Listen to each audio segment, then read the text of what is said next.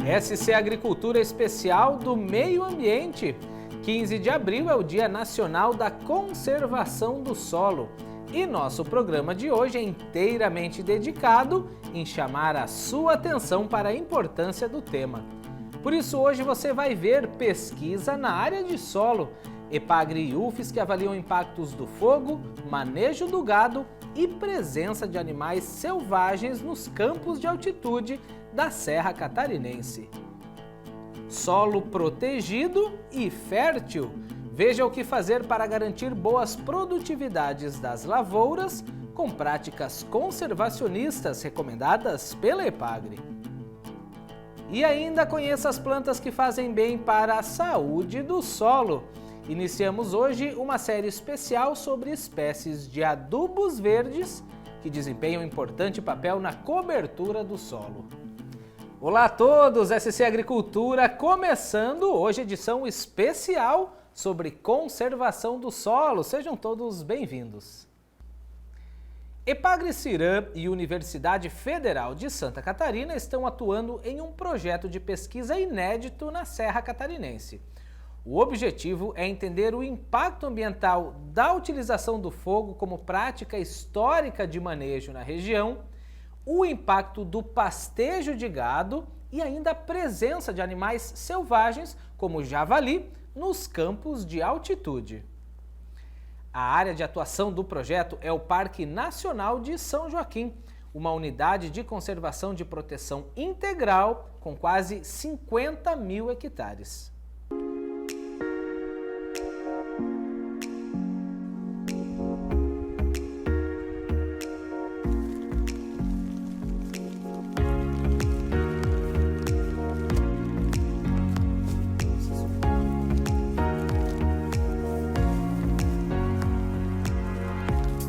Bom, a gente está então no Parque Nacional de São Joaquim, que é uma unidade de conservação de proteção integral nacional.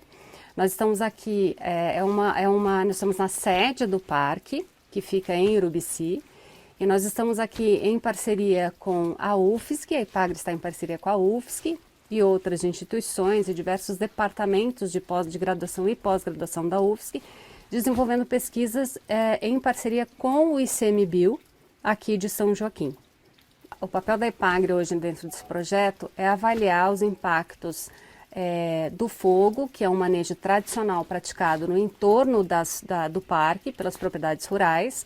Então, o manejo do fogo e o manejo do gado são dois manejos históricos e nós vamos avaliar o impacto desses manejos no solo, né, nos estoques de carbono, nos teores de carbono do solo, em outros atributos como fertilidade, densidade e também vamos avaliar de que forma esse impacto, tanto quanto a entrada do gado como a entrada do fogo, atua nesse sistema campo-floresta. Então nós estamos avaliando principalmente a interferência, né, do manejo em relação ao fogo e também ao pastejo, em relação aos atributos físico-químicos do solo. Nós temos áreas também lá impactadas pelo javali, né, que eles revolvem bastante as áreas. Nós estamos fazendo coletas nessas áreas também e a gente consegue perceber, né, só visualmente, né, que o impacto do javali, eles reviram muito o solo, e como é um solo orgânico, é um solo leve e é um solo raso, então às vezes 10 centímetros você já tem uma rocha, né, um material de origem. E são áreas declivosas, que aqui no parque, e então o javali, ele ao revolver esse solo, a erosão é muito grande, né, então é uma perda muito grande de solo.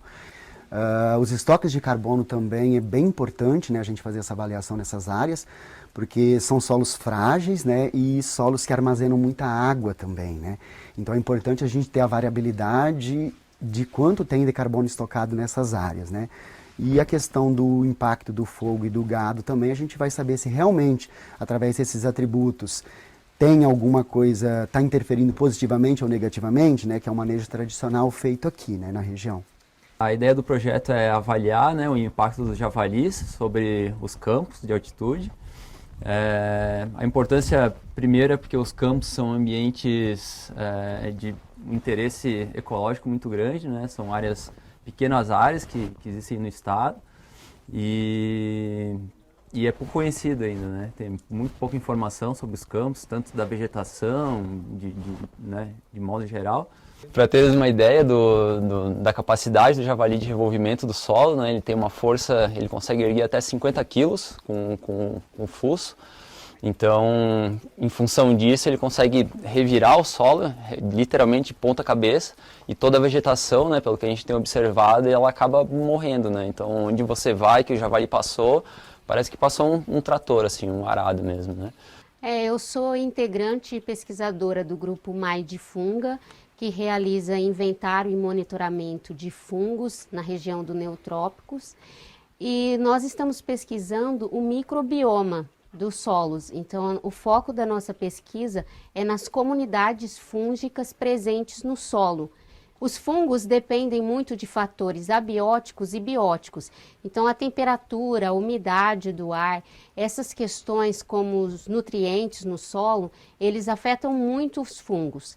E os fungos dos campos de altitude são poucos conhecidos. Então, a gente não conhece o impacto do fogo e do pastejo sobre os fungos dos campos.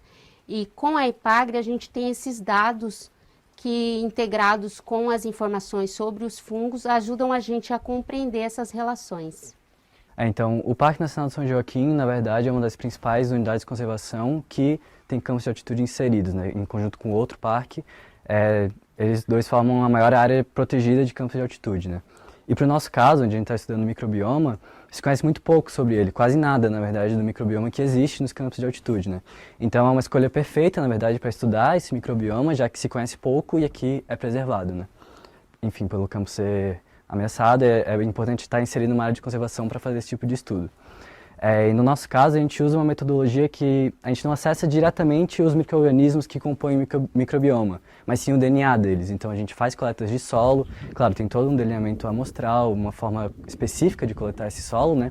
A gente coleta ele, leva para o laboratório lá na UFSC, né, com o pessoal do MAI de Funga, a gente extrai o DNA presente total nesse solo, né? E aí sim a gente usa um tipo de sequenciamento que se chama sequenciamento de alto rendimento, onde a gente acessa, na verdade, o genoma de todos esses micro-organismos que estão presentes ali nas amostras de solo, e com uma série de ferramentas de bioinformática, ferramentas computacionais, a gente tenta entender quais espécies estavam presentes ali com base nesse DNA que foi extraído e sequenciado, né?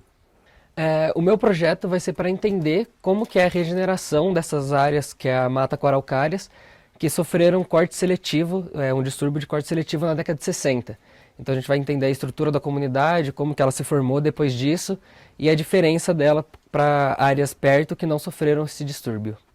Então com ele a gente consegue criar estratégias de conservação pensando também no ser humano incluso nesses ambientes. A gente espera que tanto o parque ganhe com essa informação, como os agricultores que estão no entorno. Como é um manejo histórico, mas principalmente para Santa Catarina, tem poucos estudos que falam ou que tenham pesquisado por longos períodos o impacto do fogo e do manejo nesses campos de altitude, a gente espera com o trabalho trazer um resultado, uma análise, um resultado científico, né, do que realmente está acontecendo. É um projeto de longa duração, de mais de 10 anos, então a gente espera trazer, de fato, com dados científicos, o quanto esses manejos estão impactando esse ecossistema, né?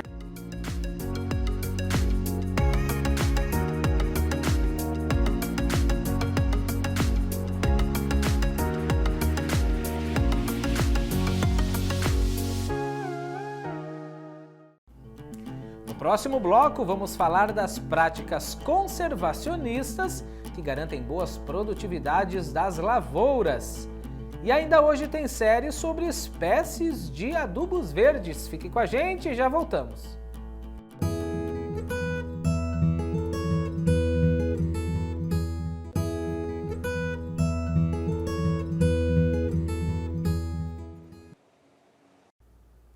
Solo bem cuidado é solo vivo.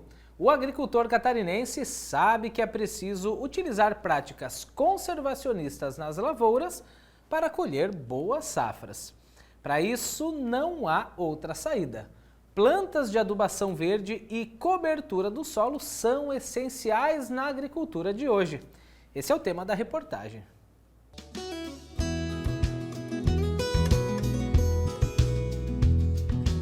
Assim como a água e o ar, o solo é essencial à vida no planeta.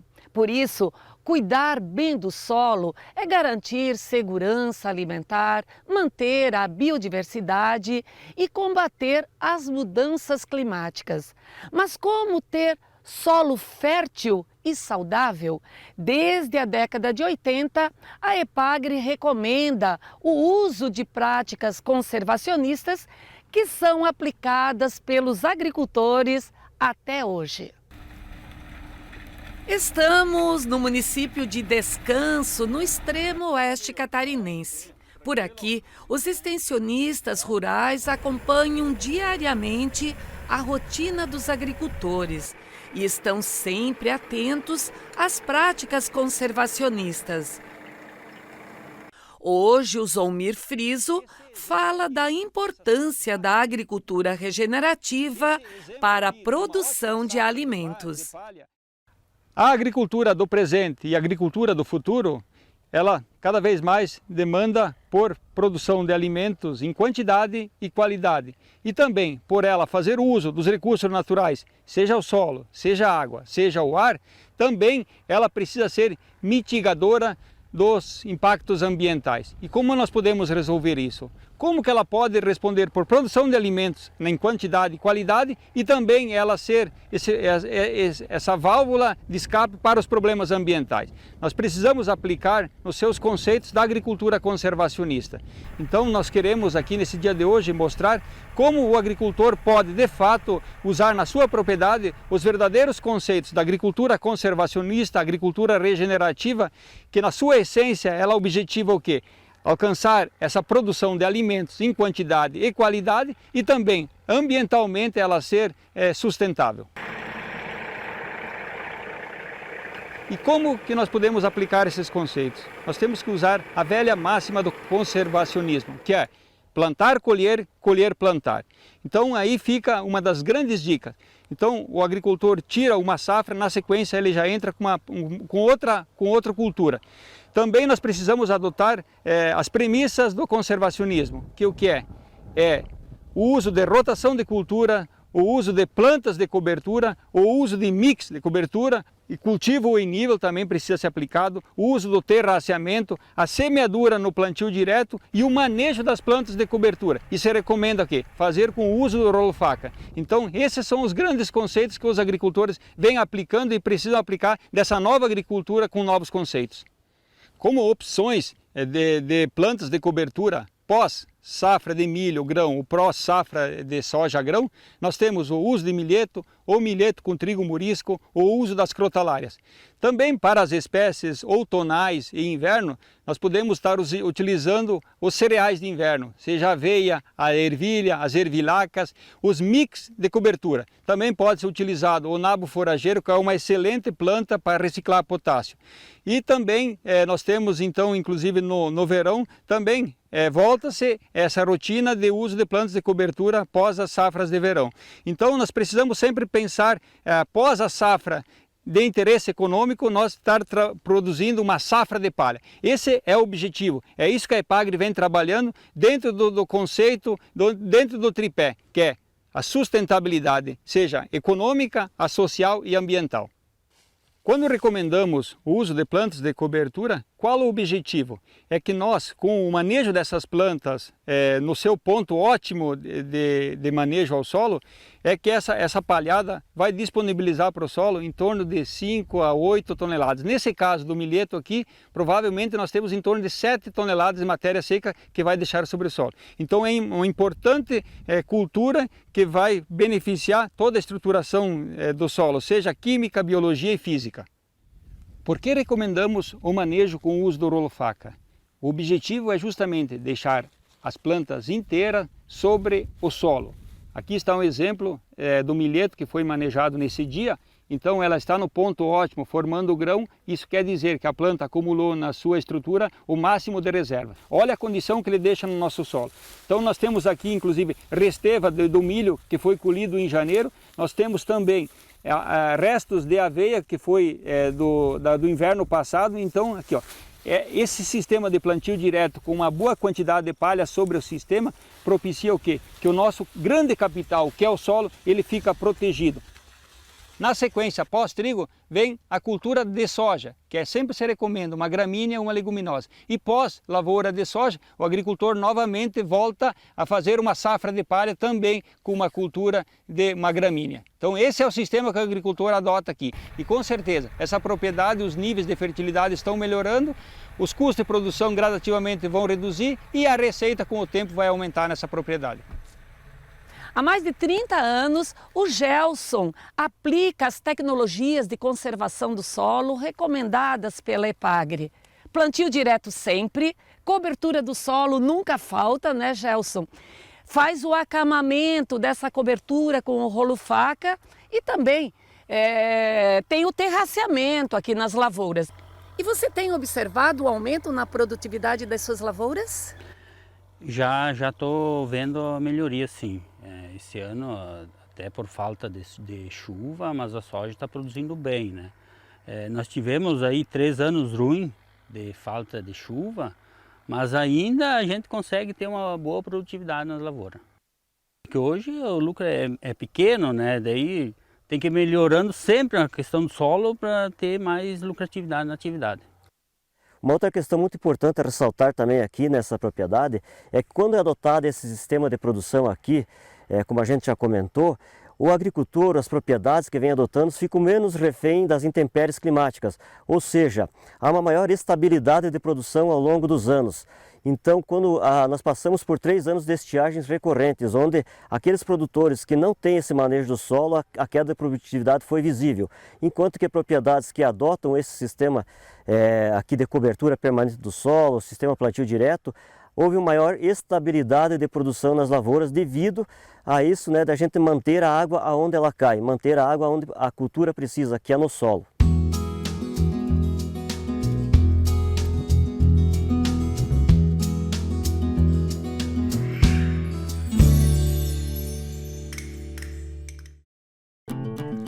A seguir, plantas de adubação verde e de cobertura. Confira o primeiro episódio da série sobre as espécies que ajudam o solo. Os detalhes depois do intervalo, não saia daí.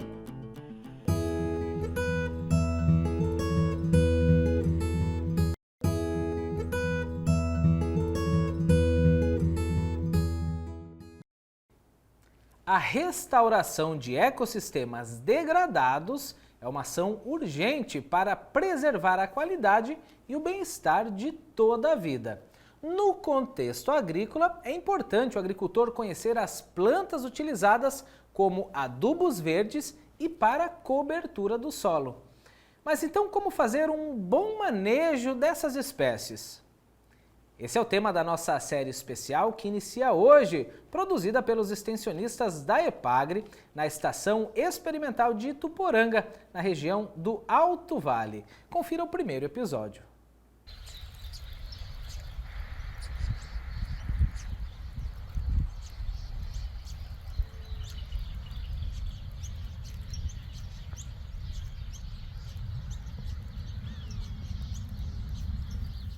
Hoje nós estamos aqui na Estação Experimental de Ituporanga para conhecer algumas das espécies de adubação verde de verão. São algumas possibilidades que o agricultor nosso tem no dia a dia na sua região de usar plantas de cobertura de verão.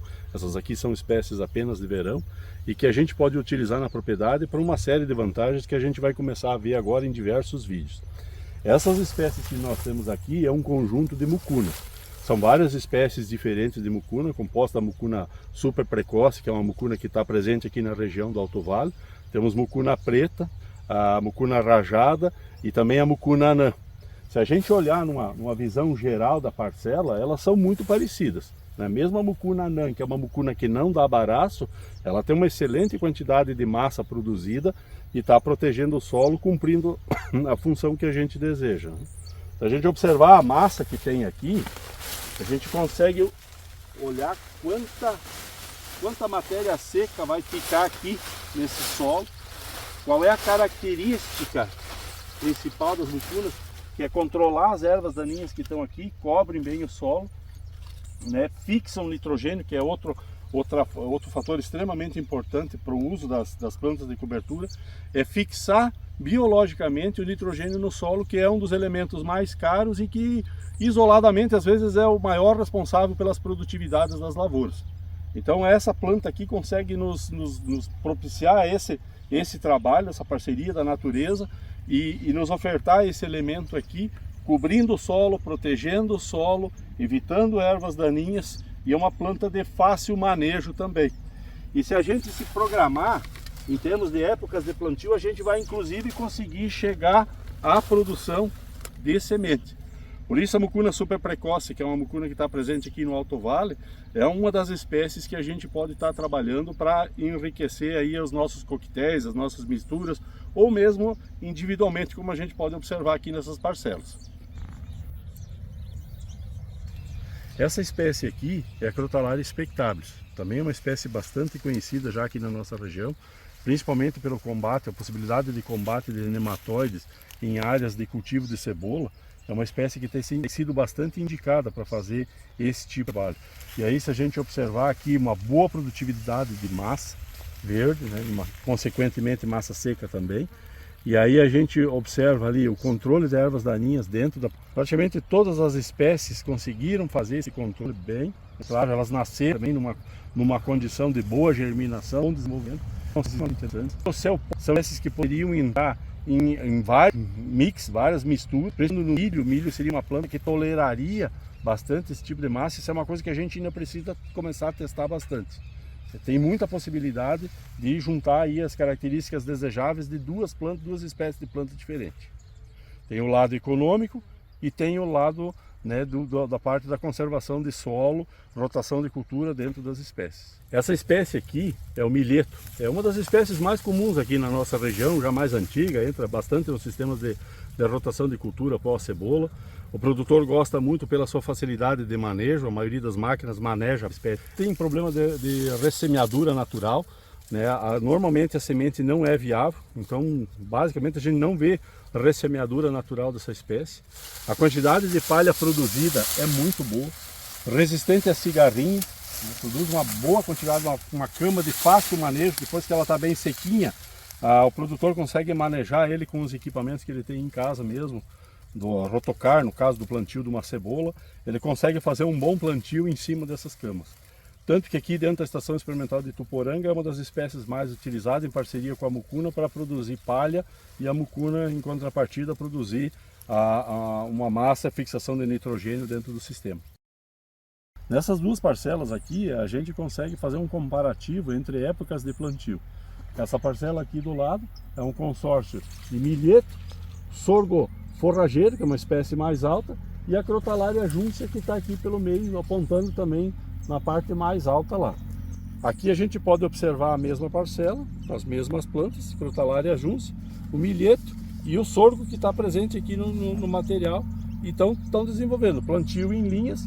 Esse plantio aqui foi feito no dia 12 de dezembro de 2023 e esse plantio no dia 20 de fevereiro de 2024. Então a gente consegue observar que a planta vai conseguir desenvolver bem, está desenvolvendo. Ainda tem praticamente mais 2 meses de verão ainda, que a gente pode avaliar esse material mais tarde. Provavelmente chegue muito próximo desse material que está aqui. Aqui a gente vê uma quantidade muito grande de matéria seca que para ser incorporado no sistema aí, para plantio de hortaliças, para plantio de grãos, fazer a rotação com grãos, é extremamente importante.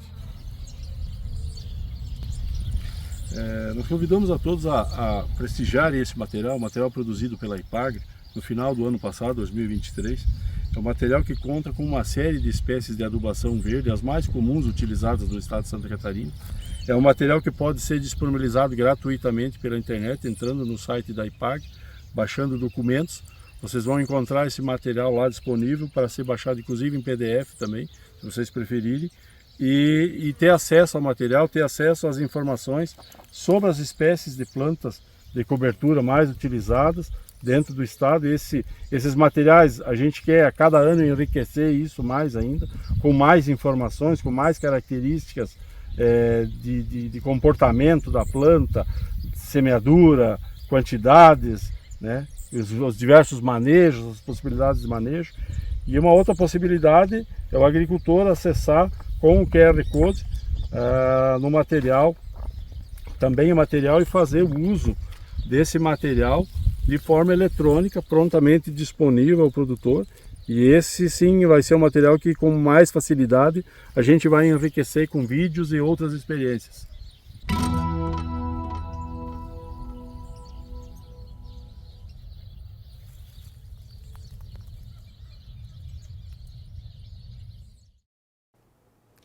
O SC Agricultura de hoje chega ao fim, mas os nossos vídeos seguem movimentando o canal youtube.com/epagretv. As contas oficiais da Epagre também te deixam atualizado sobre tudo que é notícia no agronegócio catarinense. Semana que vem tem mais. Obrigado pela companhia de sempre. Tchau!